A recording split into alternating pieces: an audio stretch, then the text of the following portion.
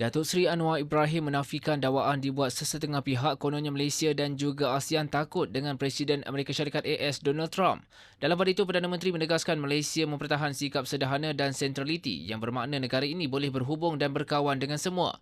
Anwar yang juga pengerusi ASEAN 2025 menegaskan dasar luar Malaysia berasaskan prinsip saling menghormati dan maruah negara, bukan kerana kekayaan atau kedudukan sesebuah negara. Sebab itu kita sign kemudian ya ASEAN-China Free Trade Agreement 3.0 upgrade. Yang pertama ASEAN dengan yang upgrade ini. Pertama, kalau kita takut dengan negara Amerika Syarikat, mana mungkin kita sign dengan China sehari selepas Presiden Trump pulang? Tak mungkin. Ini saya kata kebijaksanaan diplomasi, ya, bukan saya tapi dengan rakan-rakan semua.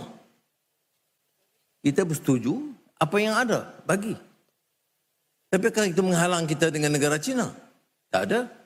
Apakah menghalang kita ada hubungan dengan negara lain? Tidak. Jadi, sementara kita berunding, bukan menyerah. Seluruh dunia perhati Malaysia, bagaimana kita boleh handle Trump, esoknya dengan Lee Chiang, hari ini sign dengan Trump, esok sign dengan Lee Chiang. Kemudian sepakat negara ASEAN bawa Brazil. Brazil itu perang, musuh betul dengan Donald Trump. Kita panggil dia. South Africa, Ramaphosa, disergah oleh Trump masa pertemuan. Kita panggil dia.